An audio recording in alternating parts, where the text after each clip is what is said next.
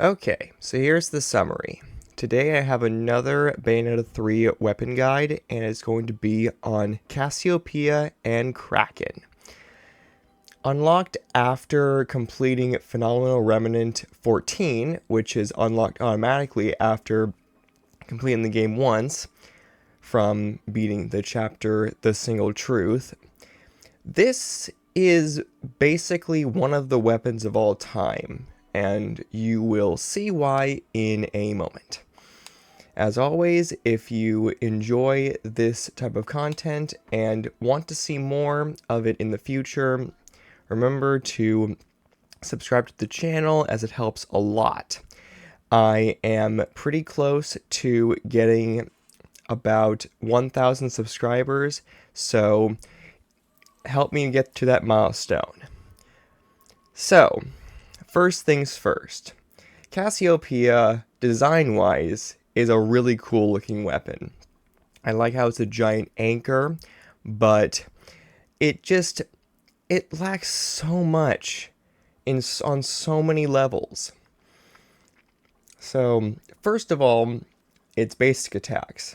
For punches, you swing the anchor around horizontally, and for kicks, you swing it vertically. The main issue with this weapon is that the chain does not have a hitbox. As of, I don't think it has. Maybe I'm wrong, I don't know, but I'm sure it doesn't, because you need a lot of depth perception to use this weapon correctly. Let's see if I can... There we go.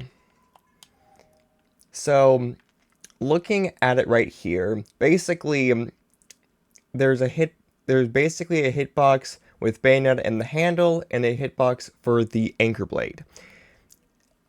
And the chain is completely obsolete, which is really difficult to use properly, because that means you're going to be missing your targets a lot. But there is a way to make use of this type of attack, and that's with large enemies. So, in that sense, basically, if you're going up against single targets, you should mostly prioritize kick moves, or in this case, A button moves, as those will almost guarantee a successful hit. And with larger enemies, punch attacks are the way to go. And if you hold down the punch button or kick button, your range gets extended. And if I can pause it. So the amount of range that it increases by a pretty good amount, but keep in mind that this is a blessing and a curse, because if your opponent is too close, then it won't actually hit, and same goes for it being too far away. So adding range in this circumstance will just make it even harder to differentiate the distance from opponents. So this is mostly like for big bodies, and it is the same for kicks.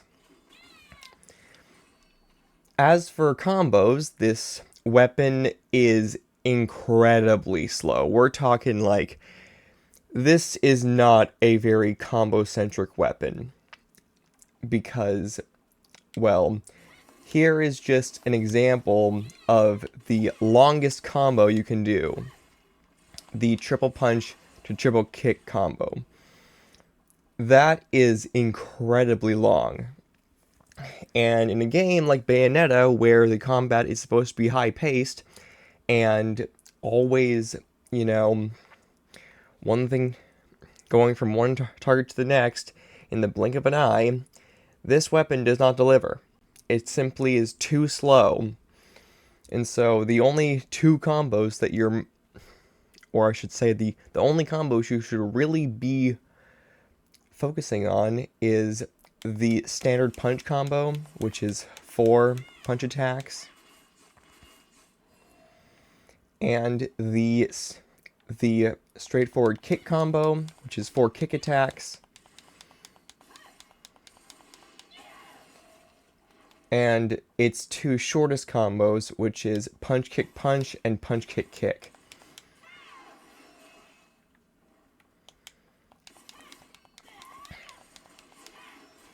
So those 2 the 2 shortest combos have flash slave initiatives.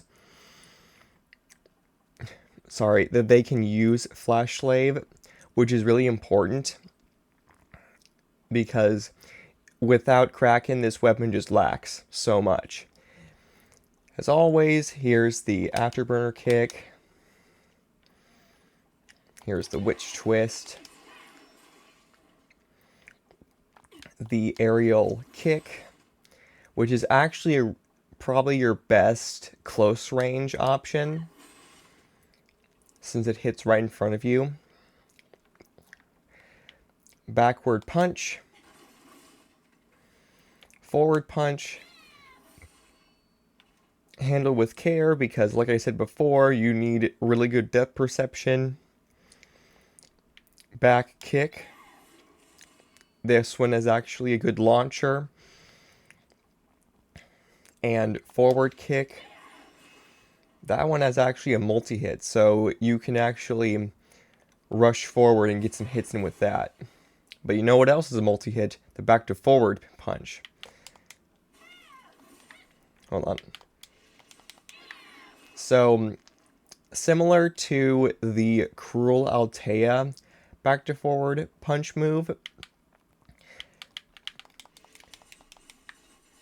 this attack will hit multiple times. So this is kind of like your good in general use combo, just because it can be mashed multiple times and extended, and definitely has a lot of good range.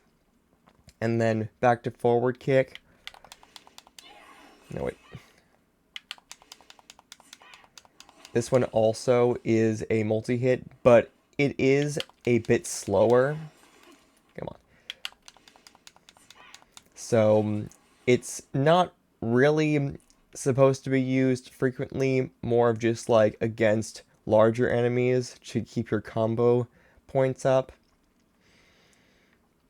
Then as for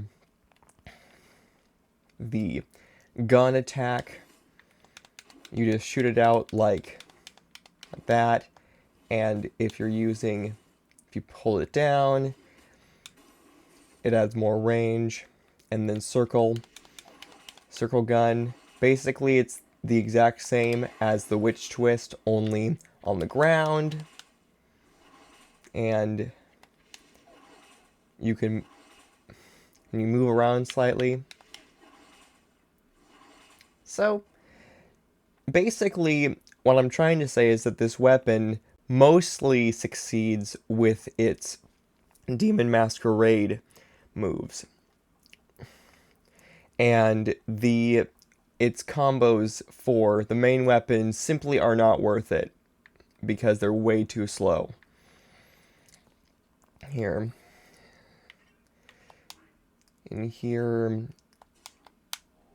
is what the Masquerade Rage looks like.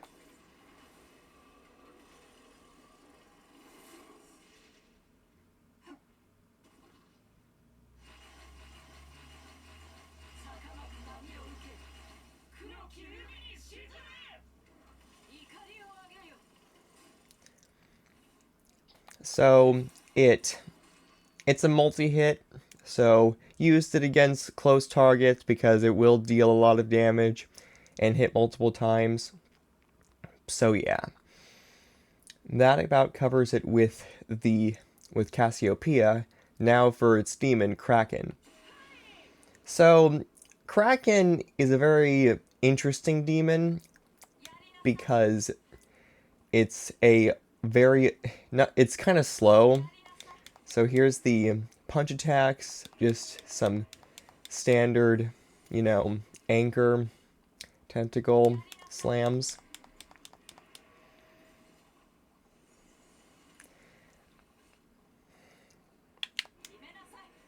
The back to forward punch will have it go forward a little bit and do some tentacle swipes.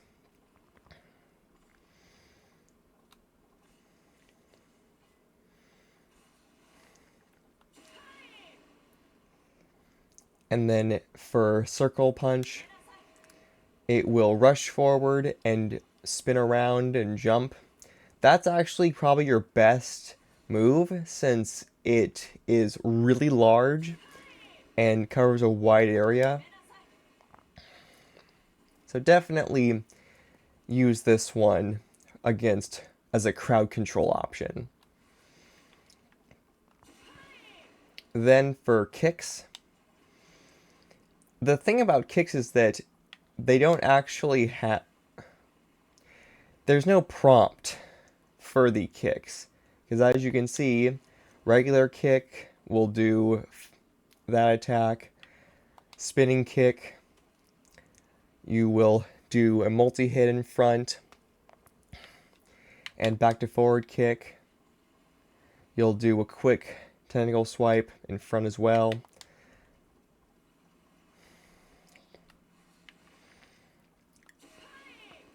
For the gun attack, you will shoot black ink in front,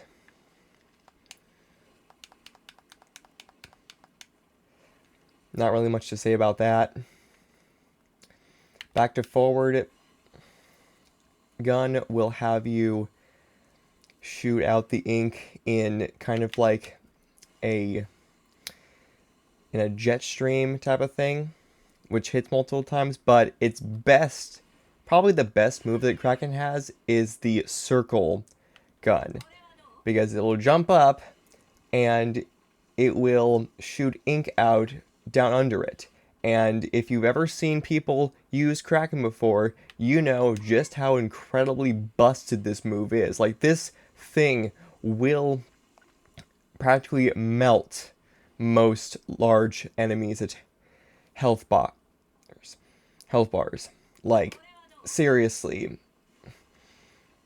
Like, Virga, Nimbostratus, that other tower enemy I can't remember, Cumulonimbus. This move just does it all.